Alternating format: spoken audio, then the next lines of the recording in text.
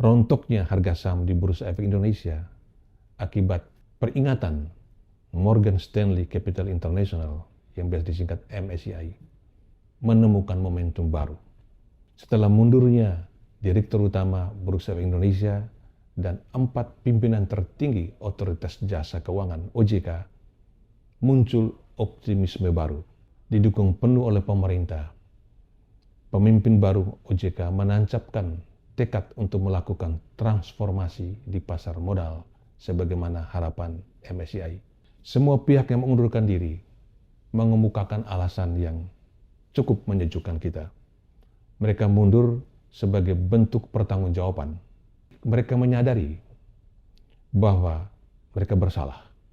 Pihak MSCI sudah mengingatkan Bursa Efek Indonesia dan OJK sejak Oktober 2025, 4 bulan lalu.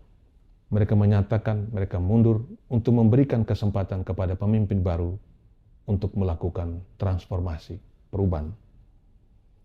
Perkembangan ini menemukan momentum baru yang menguntungkan masa depan pasar modal Indonesia.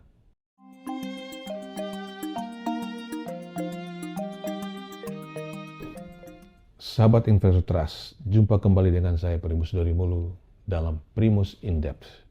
Dan topik kita kali ini adalah prospek indeks harga saham gabungan IHSG usai hantaman palu godam MSCI dan transformasi pasar modal Indonesia.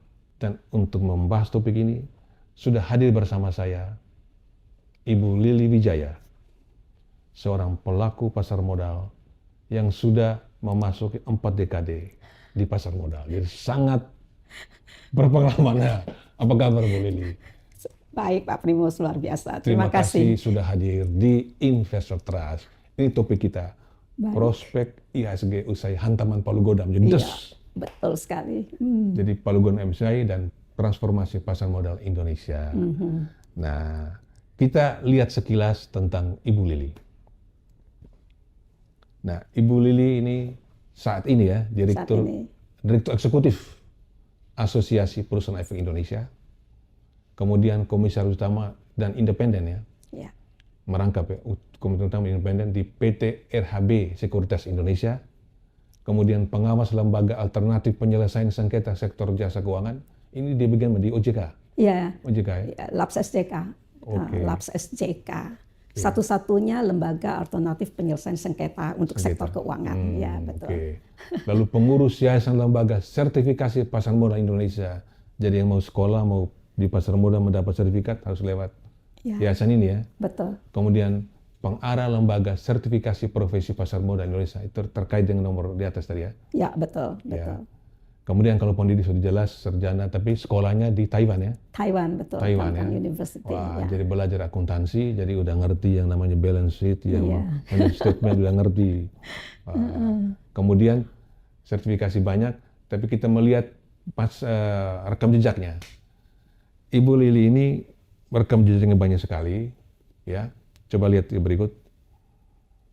Tapi yang paling penting buat saya adalah Ibu Lili pernah menjadi komisaris Bursa Efek Indonesia, ya. Ya. Kemudian itu dua kali ya, 2 periode ya. Oh iya betul, 2 periode plus kemudian yang Indonesia ya pasca merger. Oh pasca merger ya. Ya. Lanjut 1 tahun. 2001 sampai 2007 ya, kemudian 2078 sudah merger ya. Iya. Kemudian komisaris independen PT Citigroup Sekuritas Indonesia, Ketua Departemen Perantara Pedagang Efek Asosiasi Perusahaan Efek Indonesia. Wah, jadi semua asosiasi yang ada di pasar modal ya. Sekjen Asosiasi Perusahaan Efek Indonesia, Ketua Umum Asosiasi Perusahaan Indonesia, aktivis ya.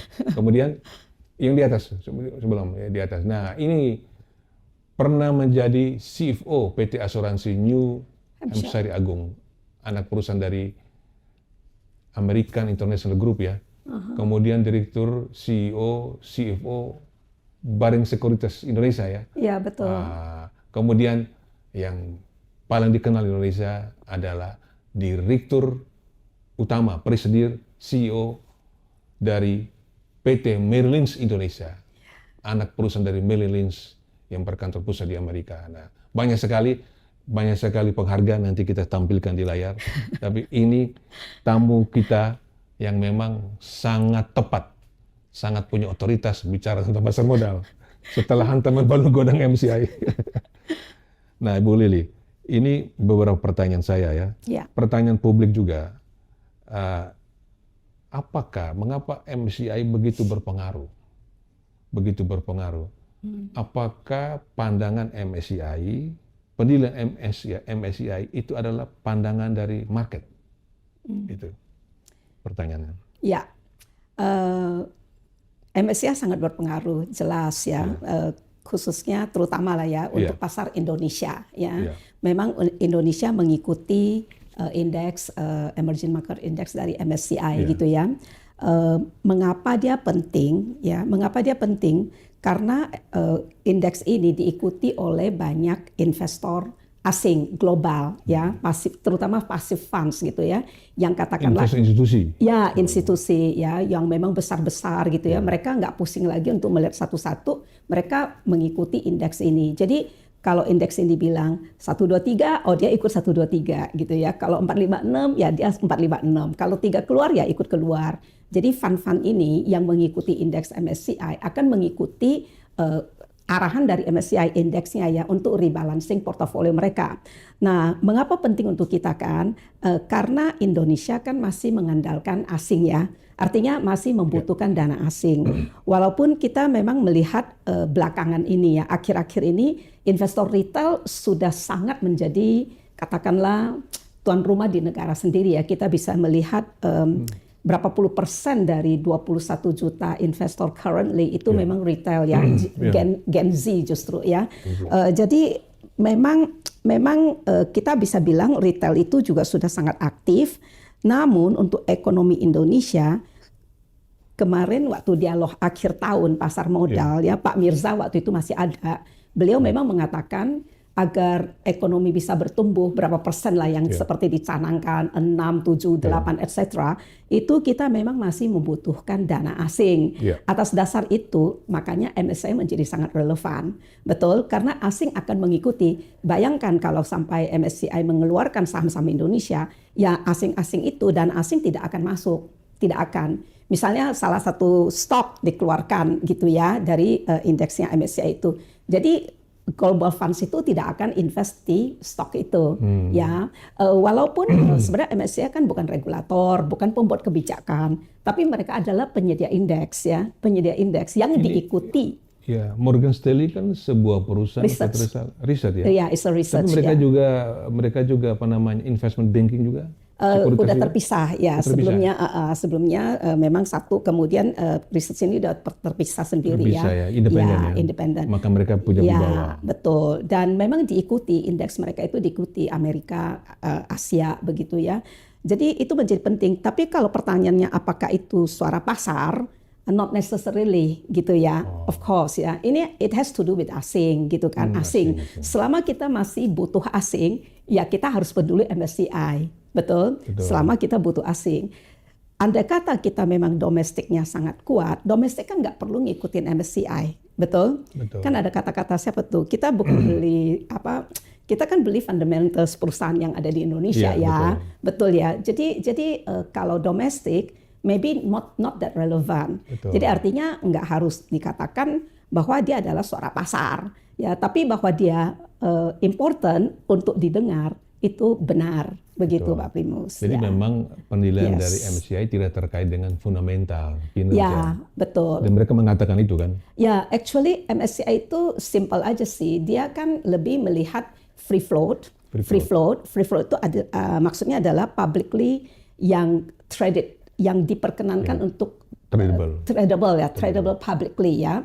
Di mana untuk Indonesia itu ditetapkan 5% ke bawah. 5% ke bawah itu dianggap saham yang bebas untuk ditransaksikan di publik, yang bukan di tangan pengendali, affiliated parties, direksi, komisaris dan sebagainya gitu ya, pemegang saham pengendali. Betul-betul pemilik retail lah ya. Retail dalam arti tidak affiliated lah ya, bebas merdeka begitu.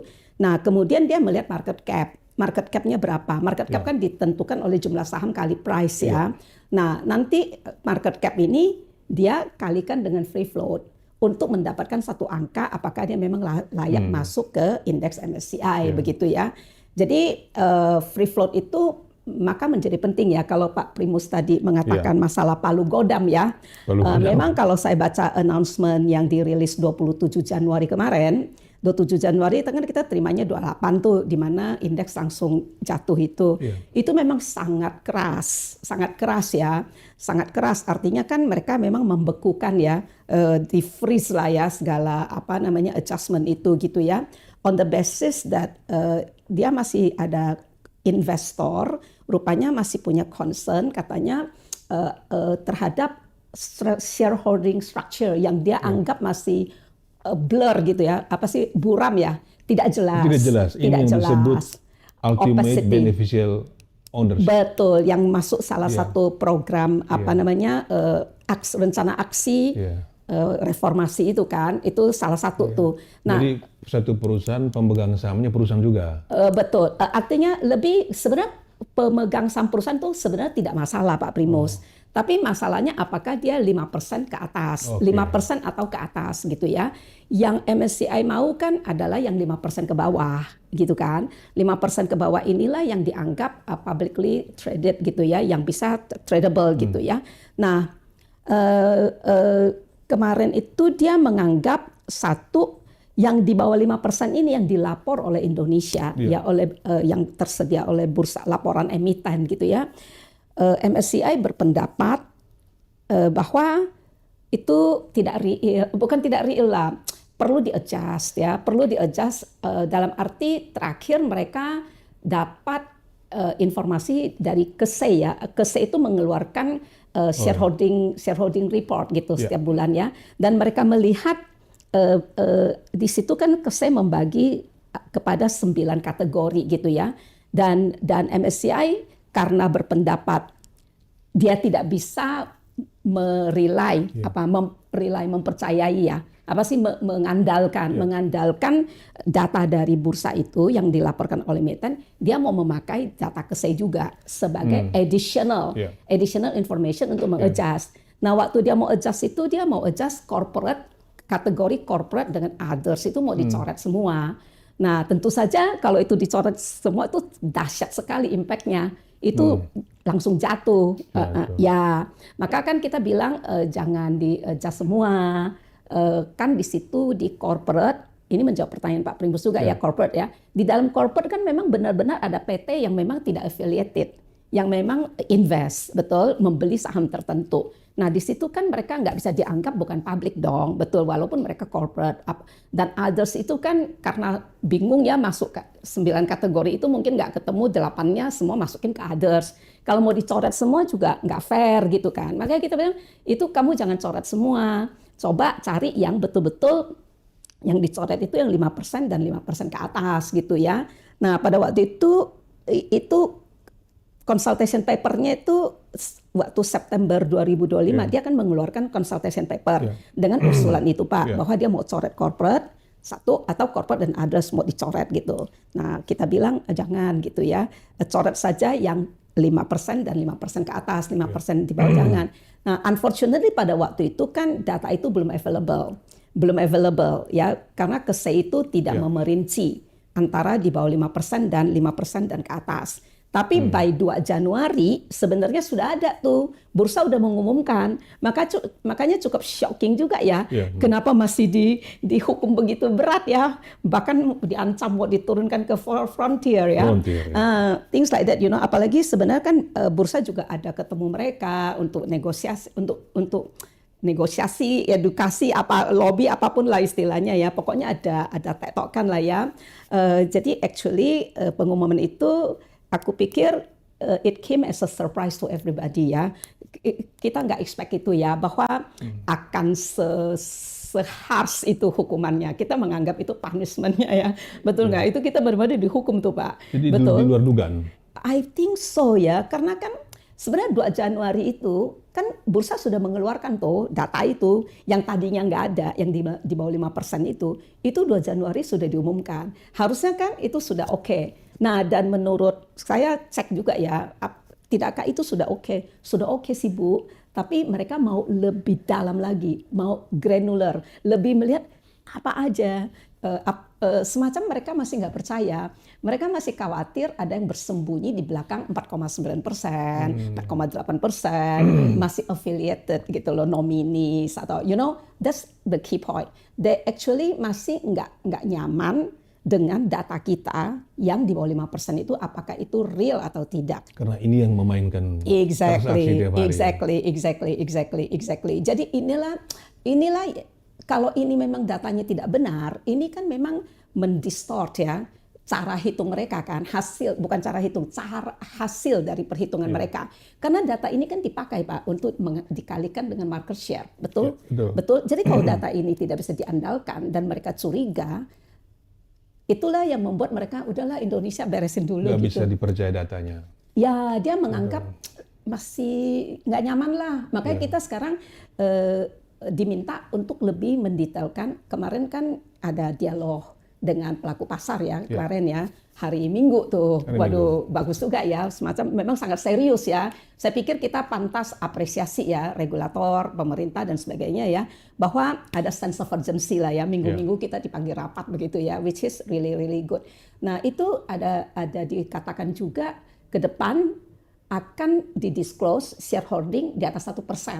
Padahal ketentuannya sekarang kan 5%. Di bawah 5%. 5% mulai disclose. 5% dan ke atas disclose. Sekarang 1% ke atas disclose. Ya, dan itu pekerjaan rumah yang sangat besar. Nah, komunikasi orang bursa, OJK dengan MSCI jalan nggak? Harusnya ya, karena saya tahu pada awal Desember bursa dan OJK ada ketemu MSCI.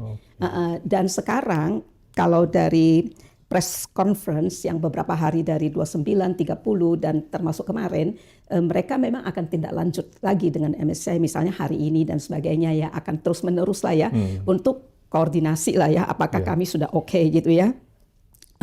Kita dikasih waktu sampai Mei kan ya. Nah, dan target kemarin sih yang saya dengar dari dialog kemarin sih memang mereka targetkan by March ya, everything already oke lah ya, MSCI-nya udah comfortable lah gitu ya, sehingga comes Mei kita sudah aman begitu ya. Seperti penilaian itu. mereka setiap 3 bulan. Terakhir kan bulan November lalu, mestinya nanti Februari ini ada penilaian. Ya, kalau Februari kan kita udah kena freeze Pak, udah nggak ngapa-ngapain lagi, udah tamat cerita. Tapi kalau komunikasi baik bisa nggak sampai Mei kan? Mereka akan Mei, mereka baru akan review untuk Mei. Tetap Mei ya? Mei. Mei. Karena Februari kan sekarang udah Februari Pak. Iya, sekarang sudah Februari. Iya, kita sudah miss the momentum for Februari, I think. Jadi selama Februari, Maret, April, 3-4 bulan ke depan ini ya tidak ada yang masuk MSCI dan keluar MSCI. Di freeze ya. Freeze. Tapi nanti kalau kita nggak perbaikan dengan baik, memuaskan, kita kan diancam ke frontier. Itu yang membuat resah. Frontier kan turun kelas, betul ya Pak ya. Kita kan sekarang udah emerging, kita turun. Ya, sama dengan Bangladesh. Ya betul. Jangan sampai kan. Itu yang saya pikir everybody understands bahwa ini harus dihindarkan. Bagaimana caranya jangan sampai itu terjadi gitu ya. Ya moga-moga. Makanya kita akan kerja keras sebagai pelaku pasar ya, kita akan kerjasamalah dengan pemerintah, dengan SRO, OJK ya toh. Of course ya, kita dukunglah agenda reformasi itu. Capital market Sebelum reform. kita sampai ke sana Bu, kita lihat dulu hari-hari yang betul-betul cukup horor ya. Hari Rabu, Kamis ya. Nah ini kelihatannya MSCI itu menyampaikan tanggal 27, 28 hari Rabu itu langsung turun sehingga terjadi trading halt ya. Jadi sempat turun di atas 10% kan. Kalau nggak dihentikan repot ya. Dan kemudian Goldman Sachs ini sebuah perusahaan sekuritas besar juga ya. Dia mengikuti. Downgrade ya. Dia downgrade juga gitu. Iya, nge-downgrade betul. UBS juga. Hari ini saya dengar Nomura juga Jepang. Walaupun Nomura nggak ada di pasar kita ya. Ya sudah tutup ya. Nah, kemudian pada hari Kamis juga turun. Jadi walaupun pada 28 turun paling dalam ya. Jadi sempat di atas 10%, kemudian diakhiri turun 7,5%. Pada hari kedua, 29 Januari, sempat juga 78% penurunannya. Terjadi hal juga, kemudian turun 1%. Dan kemudian terjadilah ada direktur yang mundur ya, direktur utama mundur ya. Itu kalau tidak salah hari 30 pagi. Iya, tanggal 30 pagi, berarti hari Jumat ya. Jumat pagi ya. Pagi, kemudian sorenya OJK ya. Iya, betul Pak. OJK. Dan kemudian kita lihat bahwa hari berikut, hari Minggu, hari Sabtu juga libur-libur, pemerintah dan antara OJK rapat serius sekali. Betul. Dan kemudian diumumkan siapa pejabat sementara ya, yang di Bursa Efek Indonesia dan OJK, dan kita mendapat itu. Dan kemarin disampaikan 8 langkah ya. Iya. Nah, ini coba ditampilkan 8 langkah reformasi yang diumumkan oleh Ketua TK OJK, Ibu Kiki. Nah, ini ada free float, ada ultimate beneficial ownership, data kepemilikan saham, governance bursa, penegakan hukum, governance emiten, pendalaman pasar, kolaborasi stakeholders. Nah, kalau free float ini minimum kepemilikan dinaikkan jadi 15% dengan masa transisi, tapi kan 15% ini berlakukan bagi yang emiten baru, new IPO. Sementara yang existing nanti gradual. Nah, ini dampaknya likuiditas naik, harga lebih efisien. Nah, ini bagaimana Ibu? Ya, ini menarik ya. Sebenarnya reformasi poin 1 ini bukan karena desakan MSCI. Ya, free float yang nomor 1 ya 15% itu tidak ada urusan dengan MSCI dalam arti bahwa jauh sebelum MSCI pemerintah sudah mencanangkan, DPR sudah meminta 40%, pernah ya. Ya, DPR pernah minta 40, kemudian OJK pernah bilang 30 saja. Lalu terakhir waktu OJK SRO rapat dengan Komisi 11 disampaikan 10-15% ya. Actually they say okay, kita akan increase lah dari currently kan 7,5 ya Pak ya. Currently 7,5, nanti kita akan naikkan ke 10-15. Nah, mengapa tidak berani langsung mengatakan 10 atau 15? Karena hasil kajian bursa setidaknya saya pegang ya yang Juni ya, karena kan data bergerak terus ya. Per Juni itu memang untuk mencapai 15% itu cukup berat. Nah, untuk 15, nah ini yang waktu itu agak ragu in the sense that nilai market cap yang harus diserap itu 212 triliun. 212. Kita IPO kita 1 tahun tuh 15 triliun ya. You know, dalam itu pun agak berat juga. Iya, IPO ya kan. Jadi gimana ya mau nyerap ini ya. Terus perusahaan yang terdampak itu 331. Jadi cukup banyak ya Pak. Ya waktu itu ya. Jadi terus kemudian actually dengan 7,5% sekarang average kita punya free float ya. Free float dibanding itu kita sudah 24,95, hampir 25% lah. Sebab kan yang 7,5% kan tidak semuanya kan ada yang sudah di atas 25, 30 lebih gitu ya. Jadi on average tuh sudah 24,95. Yang dilihat lagi tuh dengan menaikkan ke 10 pun tidak meningkatkan terlalu tinggi, hanya naik ke 25,11. Kalau ke 15% hanya naik 26,36. Sepertinya insignifikan ya, tapi dampaknya itu besar sekali. Hasil akhir yang mau dicapai itu tidak terlalu signifikan, namun dampaknya besar. In the sense that market cap-nya yang mesti diserap itu tinggi sekali dan perusahaan yang terdampak banyak. Dan itu tidak membantu kalau dibandingkan dengan regional market gitu ya, Singapura, Thailand, Filipina, Vietnam segala itu memang masih kecil aja karena mereka tuh udah di atas 40 gitu ya, 60 etc. Jadi sebenarnya usulan nomor 1 itu baik-baik saja dalam arti memang free float besar itu dibutuhkan Pak untuk supaya lagi-lagi asing ya, karena kita tampaknya memang masih membutuhkan asing kan Pak untuk memastikan economic growth lah ya yang dicanangkan itu. Nah, masa transisi itu yang penting ya toh, bagaimana ya toh, karena ini kan berarti ada, kalau berdasarkan data 30 Juni lalu ya, itu 300 40 perusahaan terdampak. Jadi bagaimana 300-an perusahaan ini menyesuaikan, right, untuk naikkan free float-nya, ya, dan market cap itu 200 triliun lebih. Who is going to absorb that, gitu kan? Siapa yang menyerap? Yes, betul. Kapasitas kita ada atau enggak, gitu ya. Sudah itu juga, ya, saya pikir banyak the devil is in the detail, right? Nggak gampang ya? Ya, nggak gampang. Aku pikir asosiasi emiten ya Pak akan sangat punya say lah mengenai ini, karena kan ini langsung menyangkut emiten ya. Kalau memang regulator menjadikan ini sangat keras gitu ya, kalau nggak memenuhi kan berarti harus keluar ya, di listing, betul ya Pak ya.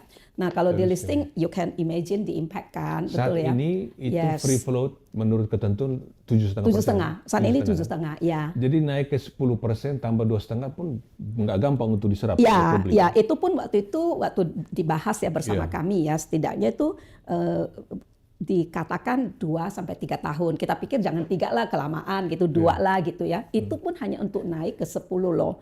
Nah sekarang naik ke 15 ya, which is okay, kita bisa menerima ya. Kita kan akan mendukung lah ya. Kita akan mendukung agenda ini, hanya memang perlu dipikirkan bagaimana mencapainya, how to do it. It's a matter of how, you know.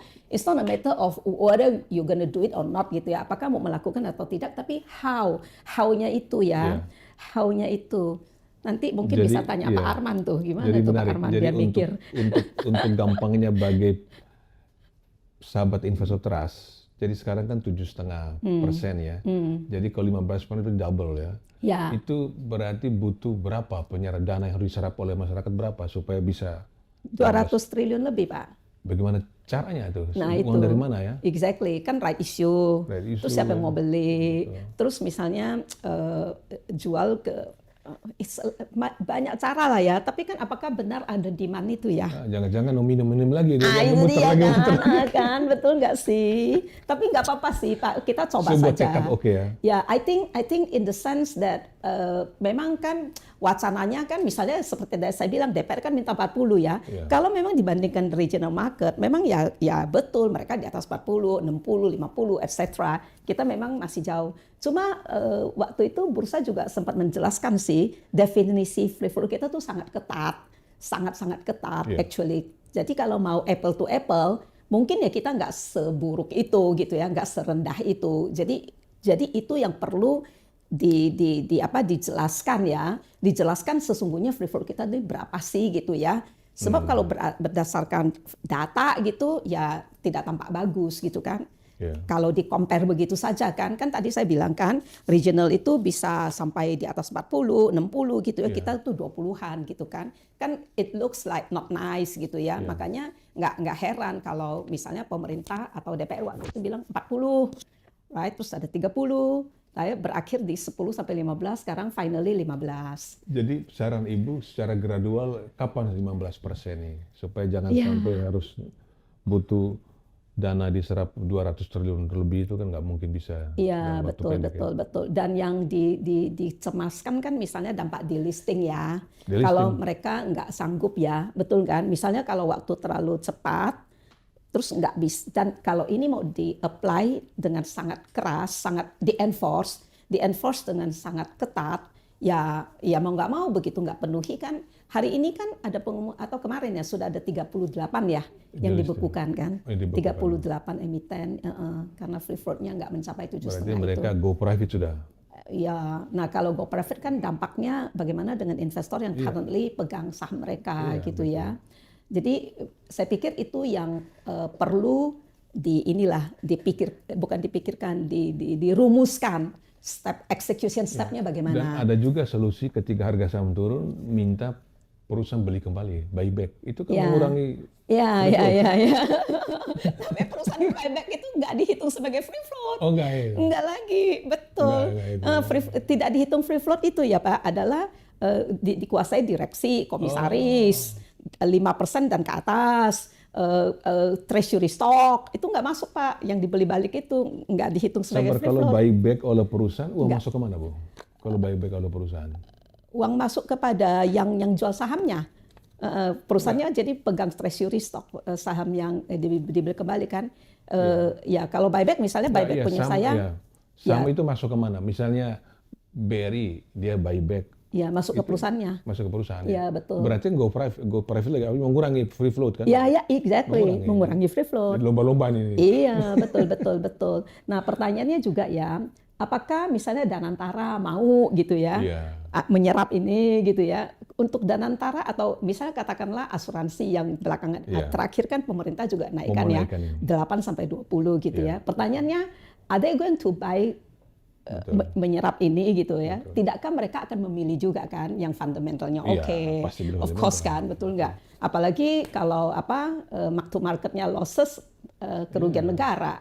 Nah itu juga perlu harusnya sudah ada PP-nya ya, kalau nggak salah sedang digodok ya.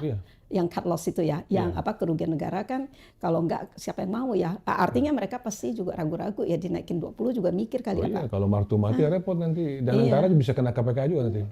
Kayaknya Danantara nggak bakal kena ya kalau nggak salah ya. Oh nggak percaya. Kayaknya sepertinya mereka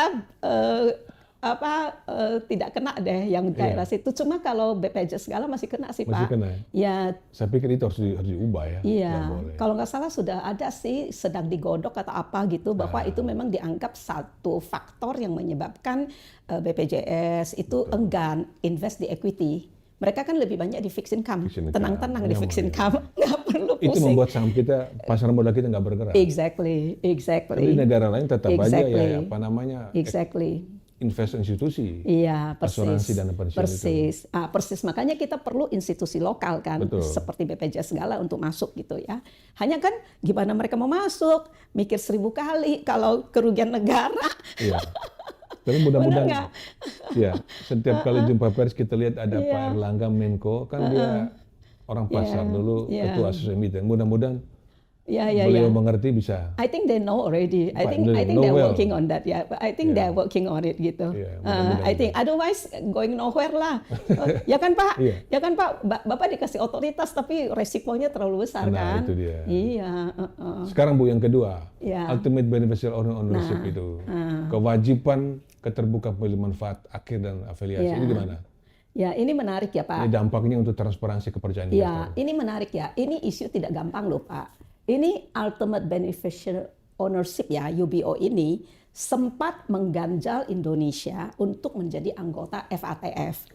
FATF itu yang Financial Action Task Force yang tentang anti money laundering lah, ya tentang pencucian uang itu ya, di mana bisa kita kalau sebagai anggota kita punya hak bersuara. Ya, waktu itu kita berusaha masuk ya, tapi kita terbentur di UBO ini karena sulit sekali untuk UBO. Ya, UBO itu artinya sebatas UBO ini hanya bisa kita identifikasi sebatas ya yang tertulis aja. Tapi yang tertulis tidak menghalangi bahwa itu tetap nomini. You understand? Right? Bisa saja itu punya saya, tapi yang keluar namanya si Budi, si siapa gitu ya, bukan Lili. Padahal Lili lah UBO-nya. Tapi di atas kertas, di akta itu namaku nggak keluar misalnya. Jadi namanya retail, tapi in fact bukan retail. Exactly. Ya, jadi di belakang itu ada pengendali. Nah ini sebenarnya tidak gampang. Mungkin akan berusaha sejauh mungkin lah ya. Sebenarnya kalau peraturan OJK atau konteks rezim anti money laundering ya, pencucian uang, ada ketentuan untuk identifikasi sampai manusianya. Jadi misalnya kan ada pemegang saham yang PT, PT ya. Tapi under rezim anti money laundering ini nggak cukup, mesti diidentifikasi sampai manusianya. Keluar ya. Keluar nama orangnya. Ini nggak gampang. Even though sometimes keluar nama orang pun belum tentu orang benerannya. Nah ini challenge. Tapi ya sudah, aku pikir ini something good ya. Cuma PR-nya besar. Ya kita nggak mengecilkan. Ini yang diadres oleh MSCI. Secara tidak langsung. MSCI lebih ke arah nggak yakin data di bawah 5% itu murni 5%, bukan pengendali, bukan. Nah, ya right, misalnya kalau bisa sampai disclose sampai UBO, mungkin ya mereka bisa oh iya ini bukan, ini memang real ya, ada kaitan. Tapi MSCI mungkin lebih ke nomor 3 ya. Bertiga ya. Ya, nomor 3, kualitas detail data ini yang disebut shareholding structure ya, yang tadi 5% itu Pak. Saling terkait lah si Terkait UBO dua, dengan tiga. karena itu terkait data kepemilikan saham kan. Iya. Siapa? Nah, nomor 23 itu ada kaitan dengan praktek goreng-goreng saham yang itu yang menjadi perhatian semua orang dan seringkali diujarkan oleh Menteri Keuangan Pak Purbaya. Semua bagaimana Ya. goreng saham itu dihentikan. Oke. Terkait dengan ini kan? Iya benar. Kalau saya pernah baca ya, ada yang marah juga tuh, apa definisi goreng saham katanya kan. Ada yang komentar gitu juga kan. Oke, sebenarnya simpelnya lah, kita memakai bahasa yang memang legally acceptable lah ya, which is menggoreng saham itu ya manipulasi pasar. Yeah. Manipulasi pasar seperti apa? Misalnya wash sales ya, yang jual saya, yang beli saya, tapi pakai nama orang lain, atau dua-duanya orang lain yang transaksi tapi pengendalinya saya yang nyuruh gitu kan. Dan biasanya pihak lebih dari 2, sekian itu konsorsium. Ya, betul. Terkoordinasi. Ya, exactly. Itu concernnya MSCI itu. MSCI itu selain yang shareholding tadi, Bapak benar, dia juga khawatir tentang coordinated transaction itu kan, yang actually tidak real, dia juga actually oleh satu pengendali juga yang membuat harga saham naik atau turun gitu ya. Nah itu sebenarnya kan masuk dalam perdagangan semu yang actually dilarang oleh undang-undang, right? Undang-undang itu udah mengatakan itu kriminal, pidana. Itu pidana loh Pak. Itu disebut manipulasi pasar ya. Manipulasi pasar itu bisa dalam bentuk perdagangan semu ya, which is nggak ada pergantian beneficiary owner, you know? Ini betul ada kaitan. Ya jadi beneficial owner tuh nggak ganti. Ya, tapi registernya ganti dari Primus ke Lili, Lili ke Primus seakan-akan 2 orang. Padahal ada satu lagi nih, siapa Padahal tuh yang... kita nih orang kaya, orang penuang. Ya, exactly. Kita bagi. Betul. Jadi kalau goreng-menggoreng itu kita sebut aja deh manipulasi pasar ya. Perdagangan semu, menaikkan harga, marking the close gitu ya. Misalnya udah mau tutup market, dia sengaja menaikkan atau menurunkan gitu ya. Nah, itu termasuk manipulasi pasar yang secara undang-undang itu adalah kriminal, pidana. Nah, pertanyaannya kan susah tuh menangkap. Nah, tunggu dulu, betul. Iya betul, itu bahasa klise yang udah dari dulu gitu kan. Betul ya. Pak Purbaya kan bilang beresin dong goreng-menggoreng, baru aku kasih insentif gitu kan. Nah, kan kita bilang oh, itu mah kasat mata. Kalau Bapak bicara dengan pelaku akan bilang, itu kasat mata. Kasat mata loh, Pak. Tangkap dong kalau tangkap. Exactly. Kasat mata. That means it doesn't take a rocket science untuk melihat bahwa itu terjadi gitu kan. Kasat mata. Mereka selalu bilang, kasat mata, Li. Kasat mata. Aku sih nggak lihat screen ya, tapi mereka kasat mata. Lah, kalau kasat mata kenapa nggak ada yang dibereskan ya? Ini boleh. Yang kasat mata itu terjadi pada 89-90. Tapi terjadi waktu pemesanan di primary market. Begitu bursa kita masih di Merdeka Selatan kan. Ya. Saya nggak sebut nama siapa menjadi underwriternya, tapi terkenal sekali pada masa itu. Dia sendiri yang mesan, tapi dia bisa mendatangkan 10 truk kaum buruh dari Cikarang, dari Tangerang. Antre, orang injak-injak. Joki kan? Dua dia semua. Ini disebutnya. Exactly. Domino ini ya. Nah, itu Sebar-sebar. betul, KTP. persis. Itu contoh soal gitu ya. Apakah nggak bisa dibuktikan? I mean, if you really want to, actually mungkin bisa kali ya. Cuma memang ya perlu kerja keras lah ya untuk membuktikan. Sebab untuk menangkap yang begini mungkin lebih mudah daripada insider trading. Betul. Yang susah tuh insider kan untuk membuktikan bahwa benar kamu diuntungkan karena inside information. Biasa insider trading sih yang agak sulit. Tapi kalau manipulasi pasar seperti begini mungkin masih bisa ya. Mungkin, ya maksudku harusnya lah ya, kita usahakan lah, orang udah disuruh gitu kan, Bapak Purbaya tuh udah nyuruh banget kan, ya udah seperti itu, begitu ya. Ya teman-teman memang selalu bilang begitu, kasat mata, tapi susah untuk dibuktikan, itu bahasanya. Nah, ini Pak Pandu Syahrir adalah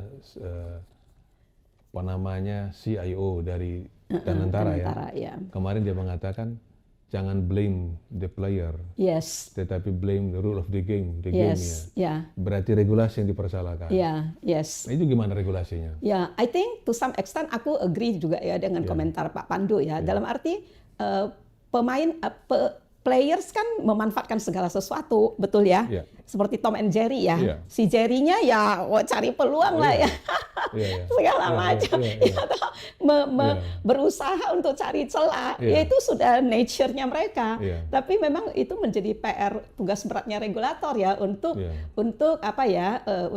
menghalangi itu terjadi ya. Jadi dalam arti itu ya Pak Pandu oke lah, bolehlah berkata demikian, which is true lah ya. Tapi sebagai indikasi kalau Ibu Lili diminta tolong regulator, kan indikasi apa supaya lihat bahwa ini coordinated transaction yang bahasa pasar bilang goreng saham itu, oh ini goreng saham, diperiksa.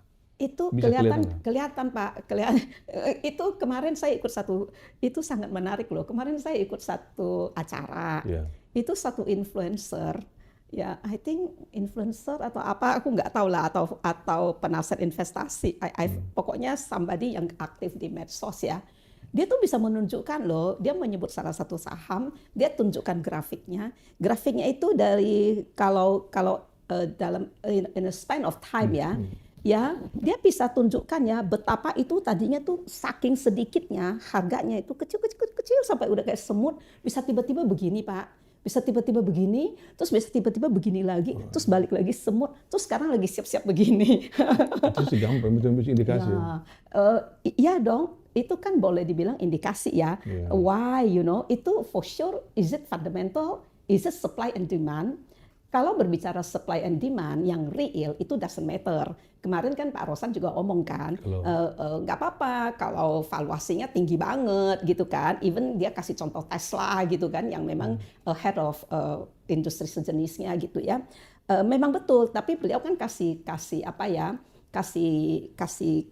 kisi-kisi ya, sejauh itu memang terbentuk atas real demand and supply, betul?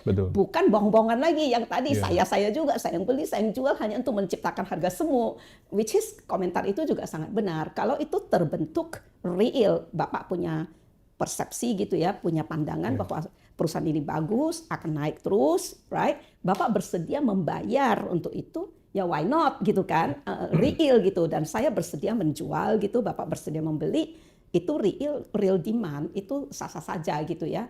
Nah yang masalahnya kalau itu tidak real gitu ya. Nah berarti kalau melihat model begitu, tinggal tindak lanjut, tinggal diteliti, betul nggak sih Pak? Iya, betul. Sebenarnya kan kita punya pemantauan ya, di broker ada surveillance, di bursa juga ada surveillance, makanya bursa kan bisa mengeluarkan UMA ya, unusual market activity dan sebagainya ya, karena memang ada surveillance itu. Hanya memang selama ini terbentur di yang sulit dibuktikan itu. Sulit dibuktikan ya? Kok bisa ya? Itu PR tuh, karena PR ya? Itu PR tuh. Itu biasanya yang menjadi sasaran saham gorengan itu market cap kecil atau termasuk market cap gede juga? Mungkin kalau market cap besar agak sulit kali ya, karena akan butuh dana banyak ya. Ya yang kecil ya. Kecil ya. Jadi kalau yang kecil di Baroket itu yang dipertanyakan ya. Benar. Ini perlu kita literasi publik karena jangan sampai masuk 100 investor yang keluar 100 juga. Kita kepilih masuk 100 ya kalau keluar 1-2. Benar. Meningkat jumlah investor kita. Iya benar. Makanya penting untuk sekarang. Kalau kita lihat di medsos ya, influencer itu banyak sekali ya memberikan advice, mengatakan ini dan itu, walaupun mereka disclaimer. I'm not asking you to buy or sell loh, aku hanya kasih tahu begini, tapi aku nggak gitu. Berarti mereka udah disclaimer duluan juga ya. Tapi di sana sini mungkin ada yang ngikut ya, dan bisa juga terjebak ya, I don't know ya. Kalau memang untung ya syukur, kalau sampai rugi ya itu bisa membuat jerah ya masuk capital market seperti itu. Tapi ya, literasi itu penting Pak, literasi. Tapi influencer di Indonesia ini kan banyak juga yang pelaku kan, pemain. Iya. Seru deh. Dulu saya ingat ada satu satu ekonom ya, di sebuah perusahaan sekuritas gede, wah selalu rajin. Ternyata beliau punya portofolio juga. Nah itu. Ketika kita tahu punya portofolio, kita nggak lagi menggunakan beliau sebagai narasumber kan? Iya, Itu nggak boleh kan? Nggak boleh. Sebenarnya kalau capital market ya, actually disclosure itu ada ketentuan loh, disclose ya, di mana kita membanggakan diri kita ya, highly regulated, kita tuh mengungkap segala benturan kepentingan. Iya. Nah contoh misalnya ya, research ya, biasanya research report ya, kalau company punya kepentingan itu didisclose loh Pak, bahwa misalnya kan perusahaan kami dulu ya Merrill gitu keluarkan research report, itu pasti ada pengungkapan bahwa the company may have interest in the stock. Jadi orang yang mau baca research report itu hati-hati juga bahwa ada kemungkinan ada benturan kepentingan. Jadi mereka bisa membuat informed decision ya. Itu didisclose Pak, itu harus didisclose bahwa saya punya kepentingan di saham ini. Misalnya saya suruh hold atau buy gitu ya, I have to disclose bahwa saya ada kepentingan di saham ini. Kemungkinan saya akan beli juga gitu, atau saya mungkin jual atau whatsoever lah. I have to disclose. Itu sebenarnya pasar modal itu sangat sangat peka terhadap benturan kepentingan secara regulasi. Secara kenyataan, nah itu pertanyaan yang baik toh. Is it really dijalankan dengan baik? You know what I mean? Betul-betul benturan kepentingan itu betul-betul dihindarkan atau di-ignore. Tapi secara ketentuan tuh ada. You see, makanya itu menarik ya bahwa ketentuan kita tuh nggak kurang. Itu ketentuan kita tuh udah bagus banget internationally. Ya, tapi whether really enforcement, kayaknya ada satu udah enforcement kan, dia akan mengenforce lebih tegas kan. Betul nggak penegakan hukum kan? Di nomor 5 itu. Nomor 5. Kita ke nomor 4 dulu. 4 dulu deh. Demutualisasi bursa itu gimana Bu? Oke. Nah ini menarik ya. Ada kaitan dengan bahwa itu bisa untuk governance lah, mereka mengurangi konflik kepentingan. Memang apa bisa itu dengan demutualisasi? Iya. Tapi demutualisasi artinya apa dulu? Nah demutualisasi saat ini bursa itu dimiliki oleh anggota bursa, which is perusahaan efek. Hanya saat ini ketentuannya adalah hanya perusahaan efek saat ini ya, yang sedang berjalan lah ya, walaupun sudah ada undang-undang baru ya, hanya perusahaan efek yang bisa menjadi pemegang saham bursa. Itu namanya mutual, because only satu jenis pemegang saham, betul? Nah, demutualisasi itu artinya dibuka, boleh selain perusahaan efek. Kalau sekarang hanya boleh perusahaan efek, under demutualisasi itu dibuka kepada parti lain, pihak lain. Ya makanya seperti Danantara bisa masuk atau asing atau siapapun lah. Bahkan kalau go public kita juga bisa ikut beli. Kalau sekarang kan nggak bisa, hanya perusahaan efek. Itu namanya mutual. Demutual itu artinya membuka. Nah sebenarnya demutualisasi ini sudah dilontarkan ya atau dihidupkan waktu zaman Pak Herwit, which is tahun 2002 atau 2003 ya. Waktu itu saya ingat karena waktu itu saya adalah ketua working group demutualisasi. Itu betul-betul lagi dipelajari. Iya. Zaman Pak Herwit ya? Iya, zaman Pak Herwit itu mau demut waktu itu ya. Tapi setelah itu kan ganti Pak Darmin, nggak ada pembahasan. Zamannya Pak Fuad itu betul-betul dihentikan. Ya, betul-betul tidak lagi berbicara demutualisasi. Nah, sekarang under Undang-Undang P2SK yang 2023 itu ditegaskan kembali bahwa akan demut. Makanya kan masuk program pemerintah. Nah kalau dulu demut itu Pak, itu disebabkan karena ingin raising capital. Dianggap bursa itu perlu capital yang besar, dana yang banyak untuk pengembangan ya, infrastructure. Waktu itu masih nggak punya uang lah ya toh, back in 2000 early gitu ya. Dananya nggak cukup, jadi dipikirkan perlu demut, perlu ada investor masuk. Jadi itu lebih monetary concern ya. Tapi sekarang adalah masalah conflict of interest, right? Nah, tata kelola ya. Nah, yang menjadi menarik adalah ya dipastikan saja bahwa dengan demutualisasi ini benar-benar conflict of interest itu tidak terjadi. Kalau sekarang dianggap ada conflict of interest. Sesungguhnya kalau kita lihat ya Pak, bursa disetir oleh anggota bursa atau pemegang saham, itu kita jarang dengar. Jarang dengar. Tapi atau OJK, yes. Ya, kita jarang dengar karena mungkin ya itu tabu lah untuk diketahui gitu ya. Mungkin itu something yang memang tidak boleh diperdengarkan. Tapi yang jelas keluhan bahwa pemegang saham tak berdaya terhadap bursa itu sering sekali. Tak berdaya untuk protes, sudah tidak dapat dividen pula. Iya benar. Nggak dapat dividen kan? Iya kan. Jadi semacam justru pemegang saham yang merasa siapa sih saya pemegang saham tidak berasa pemegang saham gitu kan, nggak dapat dividen. Sebagai AB ya saya di audit. Ya, jadi itu terjadi di other way around actually. Tapi setidaknya itu yang terungkap lah ya. Yang tidak terungkap itu mungkin yang memang ada AB tertentu yang mengontrol itu ya kita nggak tahu lah ya. Aku juga nggak boleh sembarang omong gitu ya. I don't know, I never heard about it gitu ya. Nah sekarang ini konflik of interest ini menarik, berarti kan dia perlu memastikan bagaimana structure ya kan, legal structure-nya, operating structure-nya, etc. ya, betul-betul untuk terjadilah yang dia mau menghandle itu, yang mau dia atasi itu. Bapak paham kan maksudku? Jadi, you know? Sekarang ada berapa sih anggota bursa? Kenapa? Yang pemegang saham ada berapa? Sekarang tinggal 96 barangkali, 90 lebih dari 197 loh, karena turun terus. Sekarang currently tinggal 92 Kalau turun mungkin. artinya mereka buang uang kembali atau gimana?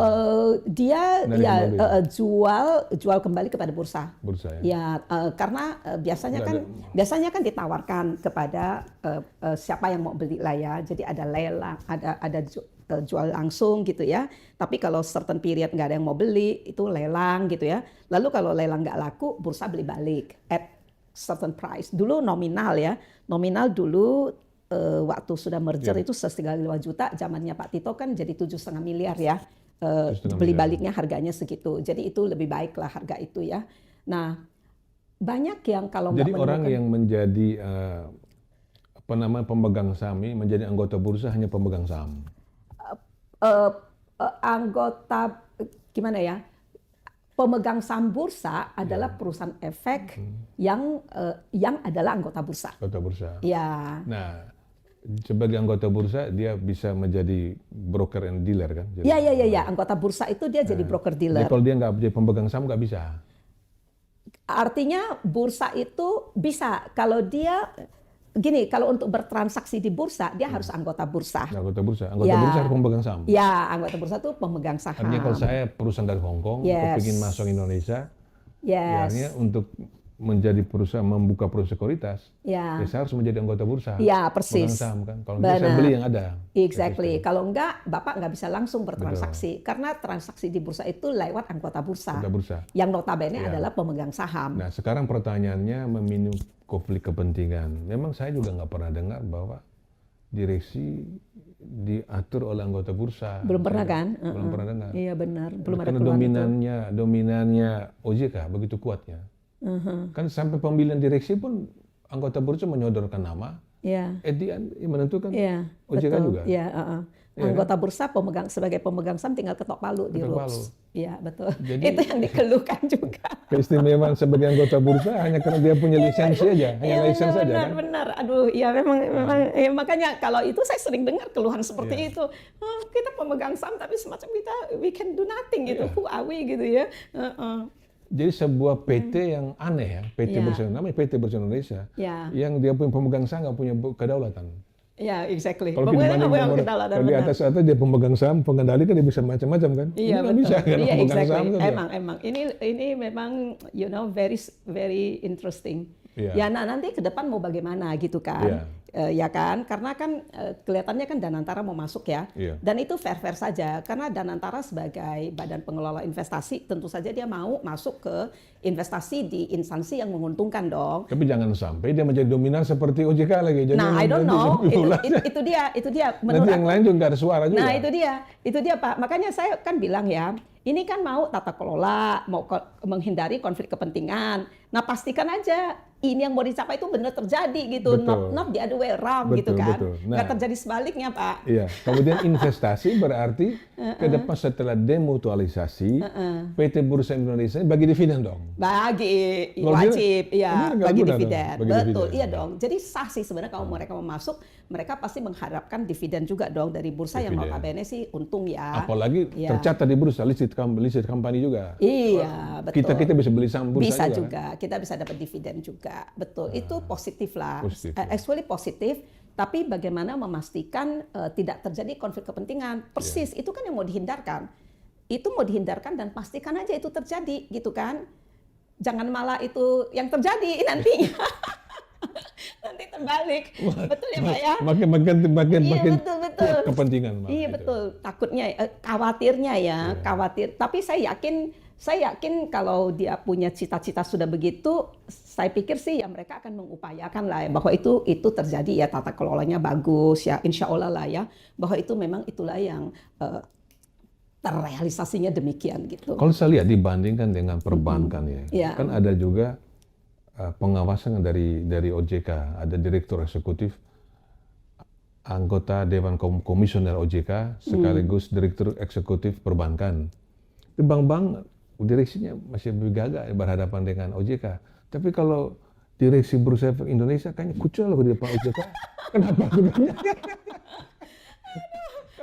Kayaknya powerful sekali kalau Iya, OJK benar, untuk pasar modal ya. Iya benar, Iya kan? iya benar.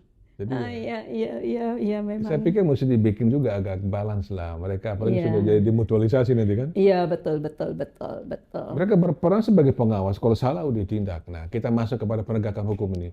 Ini sebetulnya sudah cukup nggak penegakan hukum? Atau yang kurang di mana nih penegakan hukum selama ini? Ya, itu yang tadi saya sempat bilang ya, bahwa dari segi regulasi itu sudah sangat amat cukup ya. Amat sangat cukup. Amat sangat sampai teman-teman juga, aduh banyak banget Banyak gitu ya. banget. Banyak banget. Jadi setiap kali ada kasus, peraturan dibikin tambah ketat. Right? Jadi teman-teman dulu suka merasa ada yang nakal, bukan yang nakal yang ditangkap, tapi pagar yang dinaikin. Nah, Jadi semacam menghukum good boys, good guys dihukum. Iya dong, good guys terpaksa iya, comply akhirnya dengan orang benar nggak bisa naik juga, masih peraturan lewat pagar yang juga. lebih Iya, ketat kan. iya, Padahal benar. kan harusnya kan yang nakal yang ditangkap Iya, gitu kan, yang diberesin lah. Tapi mungkin karena belum bisa menangkap, jadi peraturannya diperketat. Nah itu menjadi keluhan sih dari teman-teman ya, yang merasa kok kami sebagai pelaku yang baik, yang patuh, malah karena ada kasus, malah dihadapkan dengan peraturan yang jauh lebih ketat, Iya. gitu ya. Jadi itu menjadi keluhan dan kita juga sudah sampaikan sih ke OJK. Ya, jadi kita nggak omong di belakang lah ya. Peraturannya kenapa tambah ketat? Kita merasa dihukum gitu. Ya dong Pak. Mereka memang benar merasa, tambah lagi peraturan. Semacam sudah terengah-engah. Penegakan hukum aja. Betul. Actually ya enforcement. Berarti kan jawabannya adalah enforcement. Dan di sini kan sudah menjadi komitmen ya dalam rencana aksi ini ya. Rencana aksi reformasi, apa namanya istilahnya, integritas pasar modal Indonesia kan istilahnya begitu. Jadi saya pikir kalau sudah masuk ya sudahlah, berarti sudah tepat arahnya ya. Sudah tepat, sanksi lebih tegas, berkelanjutan atas manipulasi, misinformasi. Ya toh kalau ini terjadi ya saya yakin akan lebih baik lah, teman-teman juga akan lebih tenang. Saya pikir semua pelaku tidak bermasalah kok kalau memang yang nakal ditindak. Mereka they don't have an issue with that. Ya betul. Kemudian governance emiten. Governance emiten, ya kemarin saya sempat nanya sih, emang belum ada ini yang pendidikan berkelanjutan. Katanya sih sudah ada, tapi mungkin ini mau diperketat atau bagaimana ya. Terus audit berkualitas itu kan lebih, kalau nggak salah perlu sertifikasi ya, yang menyusun laporan keuangan dan sebagainya. Sekarang pendalaman pasar ini isu lama sampai hari ini masih masalah ya, pendalaman pasar kita. Iya. Atau sudah agak mendingan? Pendalaman pasar sih dari dulu selalu menjadi tujuan strategis ya. Iya. Selalu masuklah pendalaman pasar, supply, demand, dari sisi emiten, dari investor, dari produk ya, selalu sudah masuk sih. Nah, ini sih lebih mau ditingkatkan lah ya saya pikir. Tapi pendalaman pasar itu selalu sudah masuk dalam salah satu yang mau dicanangkan. Ya. Nah, yang terakhir ini juga kolaborasi bukan hanya khusus pasar modal ya. Setiap dimanapun juga kita suruh kolaborasi. Ini kolaborasi stakeholders, regulator, pemerintah, SRO, industri. Ibu kan ada di industri. Iya. Sudah jalan selama itu masih kurang selama ini? Kalau saya pikir sih jalan ya. Kita ada yang namanya rule making rule ya.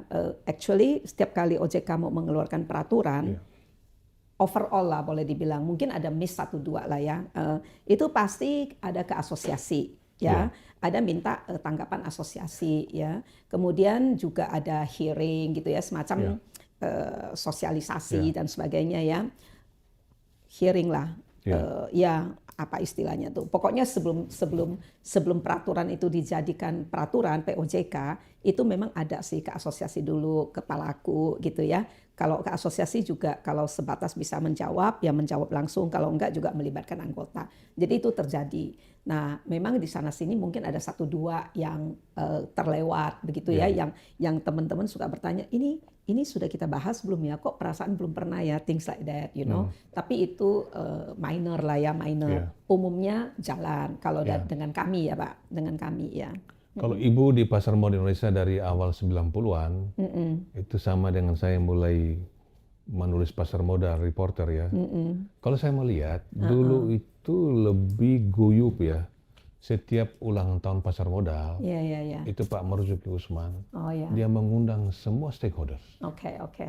Itu dilanjutkan oleh Putu Arisuta sebagai Ketua Bapepam. Jadi bukan hanya OJK, direksi SRO, yang BEJ, Bursa Indonesia, KCKP, tapi asosiasi emiten, para emiten diberi tempat terhormat. Asosiasi angkutan publik diberi, konsul hukum. Jadi wajib-wajib hadir semua yang namanya stakeholders itu hadir. Ini akhir-akhir ini saya lihat stakeholder cuma SRO dan OJK aja. Coba acara-acara kita di sana kan. Itu aja yang layer berapa, yang emiten malah taruh di bawah. Malah. Jadi kelihatannya kurang. Paling tidak sitting arrangement itu menunjukkan kolaborasi kan Bu? Iya betul, setuju sih. Jadi asosiasi ada semua, jadi orang merasa ini bursa punya kita. Iya betul. Sekarang Bursa Efek Indonesia tambah kaya, OJK juga duit tambah banyak, tapi agak kurang dalam kolaborasi menurut saya. Iya. Menurut saya. Ini harus diperbaiki. Dengan wartawan juga dulu bagus sekali. Iya itu valid tuh Pak, valid memang. Memang sometimes memang merasa agak bingung juga melihat misalnya ketua umum AEI gitu masuk cari-cari tempat duduk. Itu dia persoalan. Bingung juga. Aku sendiri loh kok kenapa tuh? Jadi bingung juga. Saya duduk nggak tega juga lihat ini. Jadi nggak terjadi pada zamannya Pak Marzuki sehingga gitu Pak Marzuki terjelah terhormat. Dan bentuk tempat duduk juga di sitting arrangement bagus sekali. Mereka bicara semua. Mereka diberi kesempatan bicara. Malah orang Bapepam nggak bicara, cuma Pak Marzuki yang mengorkestrasi. Nggak usah. Pak Marzuki menyampaikan. Mendengar dari pelaku. Ini bisa jadi masukan lah ya untuk bursa, untuk itu ya, setidaknya ya. Kalau mengumpulkan orang, bagaimana sitting arrangement itu bisa lebih diperbaiki begitu ya. Kemudian bursa, Ibu bisa mengalami ketika zaman Merrill Lynch, literasi pasar modal itu bisa sebagus pada masa lalu karena memanfaatkan media mainstream. Saya wartawan dulu, saya bukan duduk di bangku ekonomi seperti Ibu belajar akuntansi, belajar ekonomi macam-macam, saya enggak. Saya malah sekolah sosial. Jadi saya belajar pasar modal lewat itu pendidikan yang diberikan oleh Pak Marzuki itu. Jadi Pak Marzuki mengundang, dia berkuasa, dia dulu senior almarhumah Ibu Kartini Mulyadi ngajar kita loh sebagai konsul hukum. OJK legis. Kalau tidak saya coret kamu sebagai konsul hukum. Kamu nggak boleh lagi di pasar modal. Bagus sekali. Akuntan top 5 semua datang. John Prasetyo ngajar kita. Begitu. Iya. Marzuki Usman memang keren. Keren. Keren ya. Ekonom dari UI ngajar kita ekonomi makro. Jadi lengkap. Jadi kita belajar tentang membaca balance sheet, baca tentang financial statement, beda-beda. Industri begini, bank begini, asuransi beda lagi. Ya kan? Wow, dapat banyak ya? Itu dapat banyak. Oh, bagus sekali. Misalnya ada pendapatan underwriting, itu nggak ada di bank tuh, nggak ada di industri kan? Itu ciri-ciri dari asuransi kan? Iya. Diajarin tuh. Ya, Datang ahli asuransi ngajar kita. Iya, itu Dia bagus siapkan loh. honor hanya beri ekonom. Iya. Kamu udah kaya dari pasar modal kan? Udah kaya pasar modal kan? Ekonom saya bayar. Oh, gitu ya. Bagus ya. Ya, Saya Pak ingat, Marzuki memang itu, Pak, legendaris ya. Itu Anwar saja lo ngajar kita lah ekonomi Iya, makro. Iya. Jadi wartawan terliterasi. Iya. Pandangan dia, Iya. wartawan pintar, Iya. pasar modal bagus. Kalau mereka nulis bagus, pasar modal bagus. Betul. Aku setuju Kalau banget. mereka nulis salah, hancur pasar modal. Gitu. Betul. Dikawal betul. Betul. Setuju sekali. Ya. Sampai hari ini tradisi ini hanya dipelihara oleh Bank Indonesia, masih dilakukan dengan Iya. baik. Bank Indonesia masih ya, Pak. Ya? Jarang tulis yang salah tentang Bank Indonesia. Oke. Itu setiap reporter itu katam lancar kebicara independensi Bank Indonesia. Mereka diajar semua saat gitu. Ya, banyak sekali. Ya, itu masukkan lagi ya. Itu, menurut saya bagus sekali. Nah, ini agak kendor, maka yang meluas sekarang adalah terjadi misinformasi, bahkan disinformasi oleh influencer-influencer itu yang tidak educated dan mereka punya kepentingan pribadi. Mereka punya portofolio kan? Iya, betul. Mereka bicara. Karena mereka punya posisi. Iya, betul. Nah, itu yang mencemaskan ya. Iya. Itu yang mencemaskan ya. Nah, ini kita bicara kolaborasi tadi, mudah-mudahan bisa betul. jalan kolaborasi juga dengan semua stakeholder yang ada di pasar modal itu. Jadi bukan cuma SRO dan OJK. Iya. Tapi emiten, perusahaan pialang, underwriter semua. Analis semua dan media stakeholders. Media penting sekali ya. Dan kemudian dengan begitu perusahaan efek itu tidak perlu keluar uang terlalu banyak untuk literasi, untuk promosi karena bursa sudah membantu. Pada waktu itu masih uang pemerintah loh. Sekarang uang banyak dari anggota bursa kan? Iya, betul. Dari anggota bursa, dari emiten, duitnya banyak. Sebetulnya dana itu cukup untuk mempromosi menurut saya. Lewat media mainstream. Iya. Sekarang semua media mainstream punya sosial media. Seperti ini, Primus Indep, saya wawancara Ibu Lili, nanti bisa nonton di YouTube. Iya. Lengkap sekali kita bikin. Ada di Investor Trust, tapi ada juga di YouTube. Bisa. Kita potong pendek-pendek, ada juga di TikTok nanti. Iya. Ada juga di IG, jadi orang bisa melihat. Yang long form maupun yang potongan-potongan. Yang potongan-potongan, ya. Jadi ini literasi. Ya, saya pikir memang penting sekali literasi itu ya. Makanya saya juga bersedia hadir juga dalam hatiku boleh memberi sedikit literasi, edukasi gitu ya. Misalnya ada informasi yang simpang siur, ada pemahaman yang keliru gitu ya. Saya harap dengan kehadiranku bisa meluruskanlah sedikit banyak begitu sih harapanku ya. Ya penting memang. Coba ditunjukkan dulu kita MSCI, tapi orang tahu juga mana saham-saham kita yang masih ada di sana, yang di freeze nanti perubahan nanti November ya. Ini yang small cap. Ini nama-nama perusahaan. Jadi ada MD Entertainment, Antam, Bumi Resource Merdeka, Alam Tri, Adaro, Kalben semuanya. Pegas ya. Coba yang big cap. Satu lagi yang big cap. Ini. Jadi brand ya. Masuk brand ini. Jadi brand ini market share-nya 7,6. Berarti di atas ya. Di atas 7,5 kan berarti dia. Iya. Bukannya. Oh, maaf. Ini dari total market cap. Jadi share dia terhadap total market cap, bukan free float. Free float dia di atas 10% saya. Iya, benar, bukan free float. Iya, bukan. Tapi ini satu brand, share dia terhadap total market cap kita yang sekarang sekitar 15 triliun, ini 7,6%. Hebat. Dulu BCA yang memimpin ya. Iya, betul. Sekarang BCA 6%. Iya. Nah, BRI udah turun ke 3,8 ya. BRI pernah 6%, sekarang 3,8 BRI. Chandra Asri ini masih grup sama ya, Chandra Asri. Chandra Asri sendiri 3,7. Mandiri, Telkom, Astra, Barito. Nah, tambah Barito lagi. Petrindo Jaya itu cuan ya. Oh, jadi kalau cuan sama lagi. Ya, itu banyak deh tambah Chandra Asri sama brand. Menurut saya jumlah dia bisa 17% ya, 8% yang punya Guru Barito ya. Ya, punya betul, Pak Priyogo. betul. Nah, ini masuk MSCI. Jadi sebetulnya kalau orang kritik saham-saham ada di sini ya mereka masuk MSCI kan. Iya, karena memenuhi syarat. Memenuhi syarat ya. Kan yang penting memenuhi syarat, Pak. Ya, yang tadi free float dikali market cap. Sejauh dia memenuhi syarat ya masuk. Dan harganya mencerminkan supply demand. Ya, exactly. Nah, harganya harusnya mencerminkan supply dan demand yang real gitu ya. Nah di situ dia nggak yakin tuh sekarang bahwa itu coordinated atau enggak. Kalau dari komentar dia, announcement dia ya, dia nggak yakin tuh beneran atau enggak.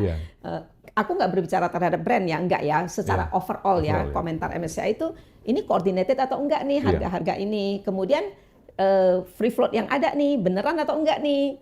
Ataukah di situ ada hidden affiliated parties di bawah 5%? 2 poin itu sih sebenarnya. Betul. Ya, dia mau catch yang itu. Makanya sekarang KSEI akan mengupayakan lebih detail lagi datanya. Jadi kita perlu kerja keras. Karena kalau nggak salah besok ya tanggal 3 akan dikumpulin sih kita untuk disampaikan data-data apa yang perlu kami revisi. Siapa yang mengumpulkan? KSEI ya, KSEI, okay. Ya karena kalau data itu memang berasal dari perusahaan efek pada waktu IPO. Pada waktu IPO kan perusahaan efek kan sebagai penjamin emisi, right? Nah waktu itu kan mulai itu masuk tuh buka rekening. Jadi buka rekeningnya kan semua di perusahaan efek.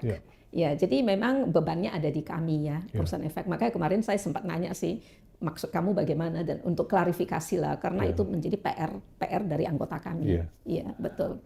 Pemirsa, kita kepingin mendengar penjelasan dari Ibu Lili tentang bagaimana harapan Ibu terhadap mereka yang memimpin OJK dan Bursa Indonesia pada masa transisi. Transisi kan ini kan? Iya. Transisi itu berat, transisi itu. Kalau salah-salah kan repot. Betul. Begini, seperti tadi Pak Primus telah membuka ya bahwa kita menghormati, menghargai katakanlah Pak Iman, Pak Mahendra, Pak Inarno, Pak Mirza gitu ya, Pak Aditya yang mundur gitu ya. Karena sebagai ungkapan tanggung jawab moral gitu ya terhadap apa yang terjadi gitu kita menghormati. Nah, untuk mereka berada di dua institusi kan, OJK dan Bursa ya. Masing-masing instansi itu memang punya mekanisme Pak untuk mengangkat PLT, pejabat sementara, in case ada vakum, right? Jadi Bursa telah melaksanakan mekanisme itu sesuai ketentuan yang ada. Dan mereka mengangkat Bapak Jeffrey Hendrick sebagai pejabat sementara PLT di RUT, gitu. Nah, Jeffrey Hendrick, beliau memang baru pertama kali ya menjabat sebagai Direktur Bursa Efek, tapi kiprahnya itu juga tidak diragukan lah ya, sudah sangat solid gitu ya.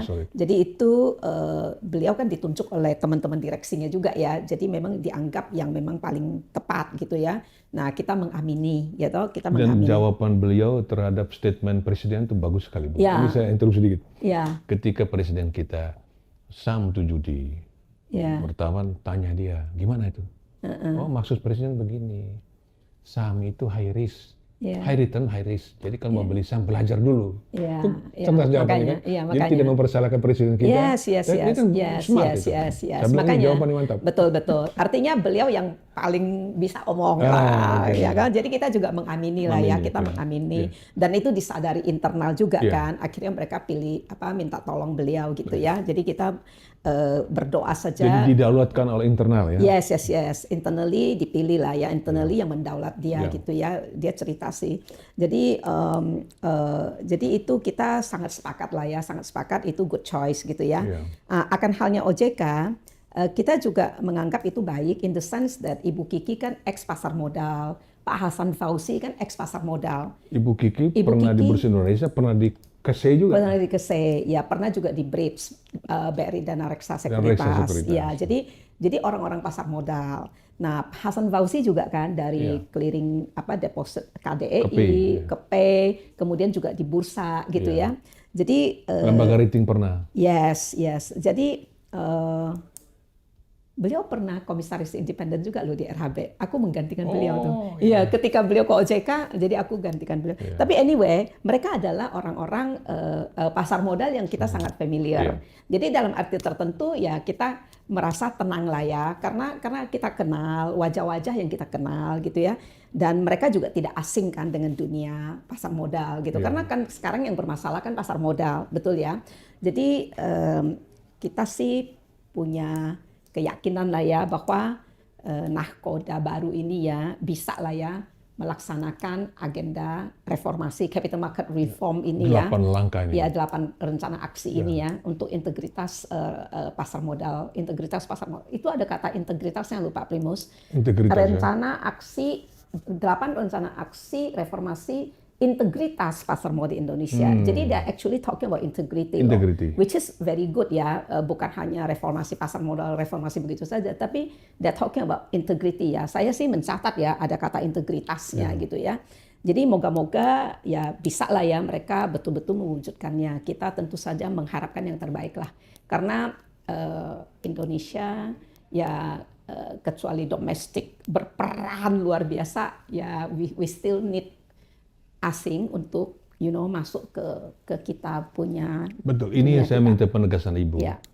Fakta walaupun kita mengatakan Indonesia itu hebat, bahwa emiten-emiten kita berbisnis di sini seperti BCA kan dia kredit dalam negeri. Ya.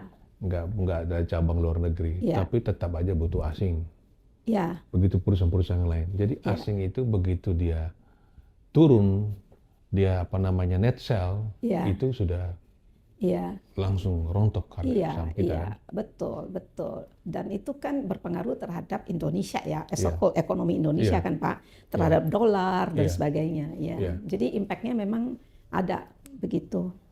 Jadi saya mencatat itu cukup jauh juga itu asing yang keluar. Net sell itu pada beberapa turun itu sampai 5 triliun. Iya.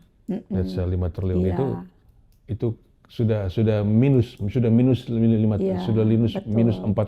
triliun ya. Iya, betul Pak. Jadi sempat itu dia positif, sekarang minus. Iya. Itu orang rontok ya. Iya. Nah, dengan adjustment MSCI misalnya seperti corporate sama others dicoret ya, dikeluarkan. Nah, itu dikhawatirkan kan MSCI juga bikin simulasi ya. Berapa sih capital berapa sih turunnya itu. Jadi kita juga bisa menghitung capital outflow yang akan terjadi kalau memang itu dicoret ya, tidak dianggap free float gitu. Makanya ini menjadi penting ya, karena ya ujung-ujungnya sih kita suka tidak suka kita masih mau mengakui lah kita masih butuh dana asing lah. Right Pak? Benar nggak? At the end of the day begitu kan? Betul ya. Ya mau nggak mau kita harus kuat juga sih domestically ya. Kita mau domestik aja deh kita kuat sendiri gitu ya. Tapi kenyataannya tetap kita butuh. Begitu asing buang kita nggak bisa menampung. Iya. Exactly. Betul. Begitu asing cabut kita mampu nggak kita serap semua itu. Dan ini momentum buat pemerintah merealisasikan menaikkan batas pembelian saham oleh investor institusi, asuransi, dana pensiun di pasar modal, jangan terlalu di lock. Betul. Yang kedua, jangan sampai aparat penegak hukum kita dengan kacamata kuda mark to market. Iya, betul. Karena jangan sampai unrealized loss kan. Iya, itu kan unrealized. Iya, betul. Unrealized loss dianggap kerugian negara. Jangan sampai perusahaan itu beli harga 5.000. Begitu akhir tahun harganya 4.000 dia bilang kerugian negara, kerugian 1.000 rupiah. Nah, itu yang menyeramkan. Itu yang begitu perdagang hari berikut ternyata sudah 6.000 naik lagi. Benar, iya persis. Karena kan unrealized sebenarnya kan. Unrealized. Jadi ini kalau nggak ada, itu saya pikir siapapun yang memimpin perusahaan asuransi dana pensiun khususnya BPJS, BP Jam Sostek yang dana besar itu berani. Iya, betul. Actually to be fair ya Pak, investasi di pasar modal mana ada sih Pak yang jamin pasti untung? Itu kan nggak bisa juga kita bilang pasti untung kan, we cannot guarantee that, right? Namanya aja investment, itu pasti ada risknya kan, bisa naik bisa turun. Jadi andai kata realize pun kamu juga nggak bisa menghukum kan, betul nggak ya? You know what I mean? To be fair ya, to be fair. Maksudku, masa sih karena dia rugi salah investasi gitu ya? Karena kan there is no guarantee. Even kita kan dilarang kita dilarang loh, manajer investasi segala macam dilarang menjanjikan keuntungan loh, betul nggak? Kita dilarang. Hanya boleh menjelaskan past performance. Betul. Kita menjelaskan aja prospek, past performance, prospek itu ya. Tapi kita cannot guarantee gitu. Jadi somehow maybe it will happen. Nah kalau happen masa dihukum ya nggak cocok dengan profit pasar modal. Terakhir Bu, Ibu memberikan sedikit harapan ke depan, mungkin ramalan tentang pasar modal Indonesia setelah Palu Godam MSCI, setelah mereka yang lama mundur, dengan hormat kita apresiasi kepada Pak Mahendra, kepada Pak Mirza, Pak Inarno, Pak Ditya, Pak Iman ya. Betul. Kata-kata mereka bagus sekali, memberi kesempatan, ini perlu dicontoh. Betul. Itu saya pikir bagus, tapi ke depan bagaimana Ibu? Beberapa kalimat harapan ke depan.